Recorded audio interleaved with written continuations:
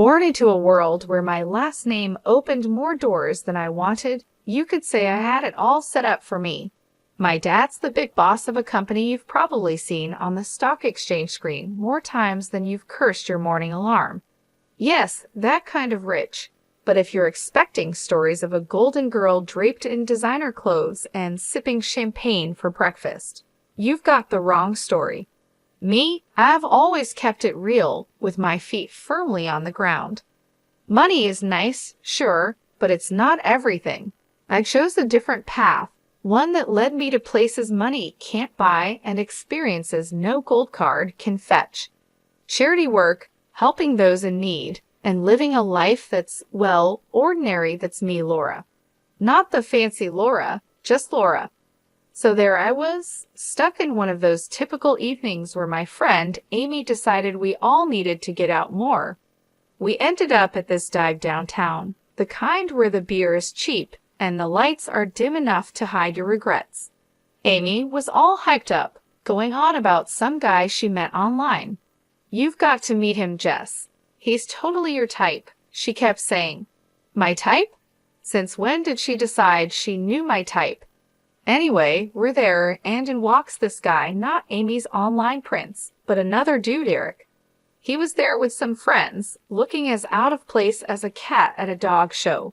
He wasn't dressed to impress, just a simple t-shirt, jeans, and this easy smile that lit up the room.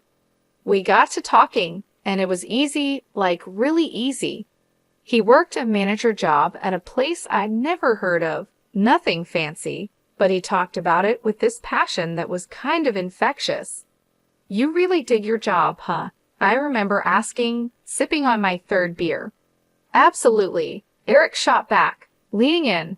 "Every day is a challenge, but hey, I'm not here to bore you with work talk." "What about you?" Amy mentioned charity work. I shrugged, trying to downplay it. "Yes, a bit of this and that, just trying to do my part, you know." "That's cool, really cool," he said, and I could tell he meant it, not in a trying to impress you way, but genuinely. The night went on with our group mingling, but Eric and I stuck together, chatting about everything and nothing. It was refreshing talking to someone who wasn't trying to sell me on some investment or brag about their latest acquisition. As the night was winding down, Eric got this look in his eye like he was working up to something. "Hey, Laura, I know this is kind of forward, but would you want to grab dinner with me sometime? Just us?" I remember feeling a mix of surprise and excitement. "Sure," I said, trying to sound cool about it. "I'd like that." On the way home, Amy was all giggles and "I told you so." I just smiled, thinking about the evening. Eric was a breath of fresh air in my often too stale world. Little did I know how much things were about to change. It wasn't long before going out turned into hanging out at each other's places, which mostly meant my cozy apartment because Eric's roommates were a circus and a half. One evening, sprawled on the couch after devouring what might be the world's most average takeout pizza, Eric turned to me, his eyes serious, but his tone light. "Laura, how do you feel about making this a more permanent arrangement?" he asked, crumbs still clinging to the corner of his mouth. I raised an eyebrow. "You proposing we split a Netflix account or something more along the lines of a life together?" He chuckled, brushing off the crumbs. "Well, I was thinking more like a life together, but hey, we can start with Netflix." The simplicity of it, the straightforwardness, no grand gestures or dramatic backdrops, just us in our element. It felt right. Eric, if you're asking what I think you're asking, yes, 1,000 times yes. And just like that, with the aroma of cheap pizza as our witness, we decided to tie the knot. It was swift, sure, but when you know, you know. Telling our families was the next hurdle. My folks, well, they've always been about the "as long as you're happy" mantra, but this was putting it to the test. Dad with his business empire and Mom the socialite, they had visions of me settling down with someone more in our circle. I broke the news over dinner, the fancy kind where you're not sure which fork to use for the salad. "Mom, Dad, I'm getting married to Eric." I said the words quickly, almost tumbling out. Dad paused, his fork midair. "Eric, the manager guy? Well, that's quick." Mom simply smiled, but it was a bit tight. Dear, are you sure? This is rather sudden, isn't it? But I was firm. Yes, I'm sure. He's amazing, and we're really happy together. Their skepticism was clear, but so was their love. Well, if he makes you happy, darling. Mom conceded, and Dad nodded in agreement. Eric's parents were a whole different story. We went over to their place, a cozy little house that always seemed to smell like fresh cookies or something equally comforting. Kelly and Jason were as down-to-earth as they come, and they welcomed me like I had always been part of the family. Eric tells us you're setting a date. Jason asked, passing me a plate of those famous cookies. Yes, we're thinking sooner rather than later. A small ceremony, nothing fancy, I replied, trying to gauge their reaction. Oh, sweetheart, that's wonderful. We're just thrilled for you both. Kelly beamed. Their warmth was enveloping, a stark contrast to the cautious optimism of my own parents. It was clear right from the start that our worlds were different, but the common ground was the genuine happiness for me and Eric. When planning the wedding, we were on the same page. Keep it simple, keep it us. A small ceremony, close friends and family, and an open bar because, as Eric put it, if we're doing this, we're making sure everyone's having a good time. And that's how it went down. A swift engagement, not because we were rushing, but because everything just clicked into place. Amid the whirlwind, there were quiet moments, looks shared between us that said, we're doing the right thing. And we were. We really were. Living with Eric started off as everything I'd hoped for and more. We were like two peas in a pod, making our little corner of the world in that cozy, modern apartment I had rented.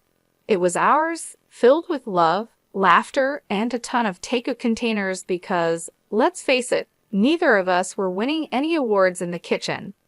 It wasn't long before I started noticing how Eric's parents, Kelly and Jason, had this way of dropping hints about things they liked or needed whenever they came over. At first, it was subtle, almost cute. Oh, Laura, that's a lovely coffee maker. Must make mornings a breeze, Kelly would say, eyeing our shiny new appliance with a gleam in her eye. Or Jason would remark, this sofa is just divine. Our old one's been giving me a right pain in the back, you know. Wanting to be the good daughter-in-law, I took note of these little hints. I'd surprise them with gifts here and their coffee maker for Kelly, a comfortable new sofa for their living room, and so on. Their initial reactions were always the same, a mix of surprise and a little bit of guilt. Oh, Laura, you shouldn't have.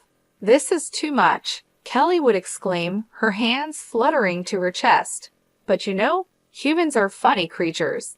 Give them an inch and they'll take a mile. Those initial protests faded away, replaced by a growing list of subtle hints that were about as subtle as a brick through a window. Dinner at your folks' place was lovely, dear. Did you see that new TV they have? Crystal clear. Ours is practically ancient. Eric would relay his parents' latest comments, oblivious to the change in their tone. One evening, after I had just dropped a not-so-small fortune on a fancy new TV for them, Eric and I were curled up on the couch, my head resting in his lap. They really love the TV, babe. You're amazing, he said, his fingers running through my hair. But I felt the weight of their expectations starting to press down on me. Eric, do they expect us to keep doing this? It's getting a bit much, don't you think? I asked. He paused, his hand stopping mid-stroke. What do you mean? They're just happy, that's all, he replied. Happy or taking advantage. I pushed back, sitting up to look at him. It feels like we're their personal shopping service. Eric was taken aback, his brow furrowing. They're not like that, Jess. They're just not used to nice things, that's all. But where does it end, Eric? It's like they've got a taste for it now, and they're not looking back, I argued, frustration creeping into my voice. The conversation ended with an uneasy truce, but it was clear we were on different pages. Kelly and Jason's gratitude had morphed into entitlement, and it was putting a strain on me. I loved Eric, but I wasn't about to become a bottomless ATM for his parents. When my dad's company hit hard times, it felt like the rug was yanked out from under my feet. That cushy life, poof, gone. And with it, the whole dynamic of my relationship took a nosedive. The shift wasn't gradual. It was like flipping a switch from daylight to darkness. I had to break the news to Eric and his folks, and let me tell you, that was a conversation I'd been dreading. Listen, things are going to get tight. Dad's company's tanking and, well, we're in for a rough ride, I told them. I tried to keep my voice steady, but the tremor betrayed my nerves. Eric's reaction was a gut punch. You're kidding me, right? What do you mean things are going to get tight? You're telling me we can't live like we used to because of your dad's mess. His words were cold, and for a second, I wished the floor would swallow me whole. Kelly and Jason's faces were no better, their disappointment barely hidden. This is quite the situation you've put us in, Laura, Jason added, his tone full of reproach. Just like that, the warmth and camaraderie we once shared disappeared, replaced by a cold expectation that somehow I was to blame for my family's financial downturn. Moving in with them was supposed to be a temporary solution. Our once independent life was swapped for a guest room that felt more like a cell in the house of two people who now saw us as a nuisance. The atmosphere was charged with tension, every day a reminder that I'd somehow failed them. We're cutting back on everything because of this, Kelly would remind me, her voice sharp as she served dinner that was a far cry from the lavish meals we used to enjoy. And Jason always had a comment on saving costs. Make sure those lights are off. We're not running a charity here. But Eric was the hardest to bear. The man I married seemed to have vanished, replaced by someone who saw me as a letdown. Can't you do something?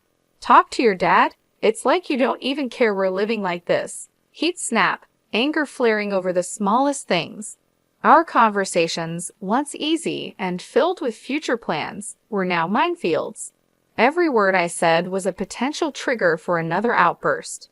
I thought marrying you meant security, not this struggle, he'd throw at me during arguments, his words slicing through me. It was clear we weren't just dealing with financial stress. This was a test of our relationship, revealing true colors under pressure. I was stuck in the middle, battling the disillusionment from my husband and his parents while grappling with my own sense of failure. Kelly's birthday dinner was supposed to be a cozy family thing in an upscale restaurant, a break from the constant tension, but it turned into the showdown of a lifetime. I should have seen it coming with the way things had been going at their place. We're all sitting there, menu in hand, and I'm trying to keep the peace, just blend into the background. That plan got ruined the second orders started flying. Eric, with a grin that made my skin crawl, goes, "Let's get the steak and lobster for us," and then throws a look my way, 1 part smug, 2 parts cruel. Laura can do with the soup of the day. Got to save where we can, right? They all laugh like it's the best joke they've heard in ages.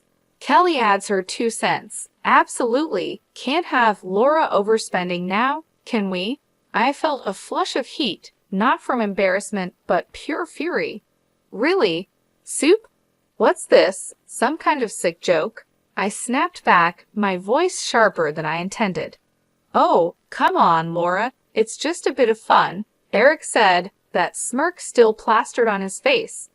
That's when I lost it. Fun? This is your idea of fun. When things are tough, you show how petty you really are? I can't believe I fell for your act, I exclaimed. You could hear a pin drop. The whole restaurant was watching now, the awkwardness off the charts. I didn't sit back down. Keep your fancy dishes and your pathetic jokes. I'm out, I said, standing up so fast my chair nearly toppled over, the noise echoing and turning more heads our way. Eric reached out, trying to play the peacemaker. Laura, don't. Let's not make this a scene. A scene? You think I care about making a scene after that stunt. This is about respect, something you clearly have none of, I said, yanking my arm free and heading for the exit. The weight of their stares was on my back, but stepping out into the night felt like breaking out of prison. My phone was blowing up, Eric no doubt trying to do damage control. I ignored it, my mind made up. I drove back to their place, a storm of emotions brewing inside. How had things gone so sour? Eric and I were a team, or so I thought. But that dinner was a slap in the face, a wake-up call I couldn't ignore. Back at the house, I packed my bags in record time, each folded shirt a reminder of the life I was leaving behind. It wasn't just about leaving a place. It was about leaving a relationship that had shown its true colors. I turned off my phone, cutting off the barrage of messages. The silence was eerie but welcome. That night wasn't just the end of a disastrous dinner. It was the close of a chapter. I had no interest in revisiting after the disaster that was Kelly's birthday dinner. I found myself driving to my parents' house. The night was quiet, a stark contrast to the storm raging inside me. By the time I pulled up to their driveway, my decision was made. I needed sanctuary, but more than that, I needed advice, something only my dad could offer. Walking into the house, the familiarity of it all was both comforting and jarring. Mom was asleep, but Dad was up, sitting in his study surrounded by papers that seemed less important the moment I stepped in. "Laura, what are you doing here at this hour? Is everything okay?" he asked, standing up, concern etched on his face. I took a deep breath, and the events of the evening poured out of me in a flood. I told him about the dinner, about Eric and his parents, and how I felt like I'd been reduced to nothing but a source of income for them. Dad listened in silence, his expression hardening with every word. When I finished, he sighed, a sound that carried years of experience and a hint of sorrow. "Laura, I saw this coming. I just hoped I was wrong," he finally said, his voice steady but filled with empathy. "How could I have been so blind, Dad? I thought Eric and I were different," I said, feeling the weight of my naivety. He walked over, putting an arm around my shoulders. "You wanted to see the best in him and them. There's no fault in that. But people show their true colors in tough times. It's a hard lesson, but an important one." I nodded, the reality of his words sinking in. "But what do I do now? I can't go back there. You'll stay here for starters. As for the rest, we'll figure it out together," he assured me, his confidence a balm to my frayed nerves. Then he shared something that took me by surprise. "You know, the company situation isn't as dire as it seems. We're actually on the verge of a breakthrough." It was a strategic move, a way to weed out the opportunists. I stared at him, stunned. "So you mean to say we're not broke?" He chuckled, a sound that was part relief, part amusement. Far from it, but it was important to see who would stick around when the chips were down. Unfortunately, Eric and his family showed their true selves. The revelation was a lot to process. My anger towards Eric and his parents was now mixed with a sense of vindication. They had revealed their true motives and, in doing so, had freed me from a future of manipulation and deceit. "Dad, I don't know whether to be relieved or furious," I admitted. "Probably a bit of both," he said, giving me a reassuring squeeze. "But the important thing is you're free to make a better future for yourself." I admit it, the emotions battling inside me were both. "It's okay, but remember this experience has taught you something invaluable about people and their intentions. Use it, learn from it," he advised, grounding me. Walking up to Kelly and Jason's house the next day felt like heading into the lion's den. I was ready for a showdown, but nothing could have prepared me for the cold reception I got. Eric was standing there, divorce papers in hand, with a look that could only be described as triumphant disdain. "Here you go, let's get this over with," he said, practically shoving the papers at me. His parents were hovering behind, barely containing their glee. Finally getting rid of the freeloader, Kelly snickered and Jason nodded in agreement, a smug smile plastered across his face. Eric joined in. "Yes, turns out you're just an ordinary dummy without your daddy's money. Thought you'd cry, but guess what? We don't need a tearful mess around here." Their words stung, but not in the way they expected. I felt a bizarre mix of anger and liberation. I looked at the papers, then at them, and without a word, signed where I needed to. As I did, their smiles widened, thinking they'd won, but I had the last laugh. Pulling out a newspaper from my bag, I slapped it down on the table with more force than necessary. "Thought you might find this interesting," I said, my voice dripping with unrestrained satisfaction.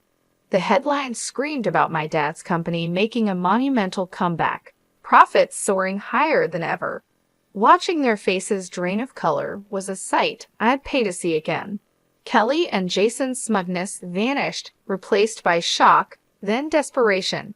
Eric's arrogance crumbled, leaving him looking like a child who just lost his favorite toy. Kelly suddenly switched gears, stepping towards me with arms wide open. "Oh, my sweet girl, it's all a big misunderstanding. Let's hug it out." Jason, ever the opportunist, chimed in. "Let's not rush things. Sit down, have a coffee, and we can talk this through." And Eric, oh Eric, he was the picture of regret. "I was wrong, okay. We can fix this. I want to make everything right, please." Their sudden change of heart was almost comical. Almost. I couldn't help but laugh, a deep, hearty sound that felt cleansing. "You three are something else, you know that. But here's a news flash for you. I'm done. Done with the lies, the manipulation, and the so-called family that only values me for my bank account."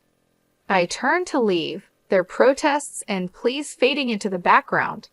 They called after me, a mix of desperation and disbelief in their voices, but I didn't look back. Not this time. After the spectacle at Kelly and Jason's house, I was done not just with them, but with the whole sorry saga that had become my life. I needed a fresh start, a clean slate. So I took some time at my parents' place, getting my head and heart back in the game.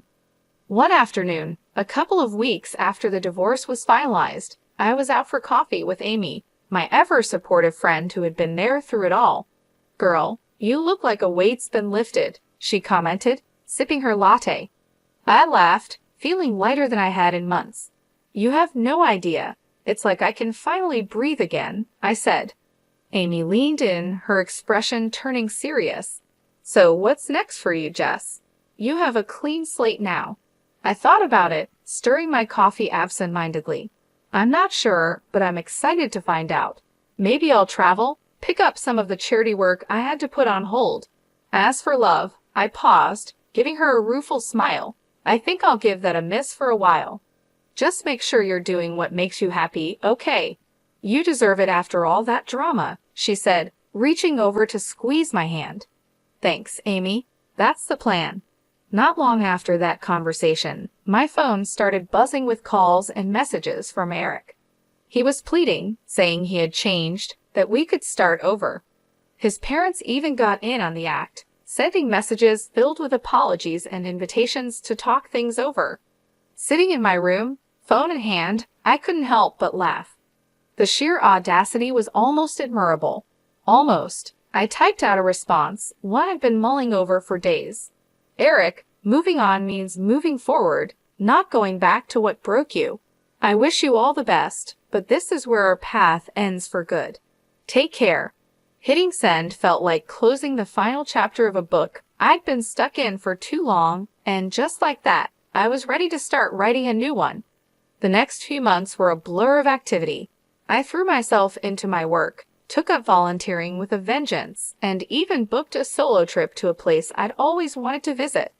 Life was full, and for the first time in a long while, it was fulfilling too. One evening, sitting on a balcony overlooking a bustling street in a far-off city, I felt a sense of peace and excitement for the future. I was ready for whatever came next. I realized I'd found what I'd been searching for all along. Peace. The drama, the heartache, the betrayal, it all seemed like a distant memory. My phone buzzed with a new message, but this time it was from a number I didn't recognize. Hesitantly, I opened it. It was from someone I'd met during my travels, someone who made me laugh and think in equal measure. "Hey Laura, how about dinner when you're back?" No expectations, just food and good company. I stared at the message, a smile slowly spreading across my face. Maybe it was time to open my heart again, but on my terms, at my pace. I looked at the text and replied, yes, hitting send before I could second-guess myself. Looking out at the city lights, I felt a sense of excitement for the future.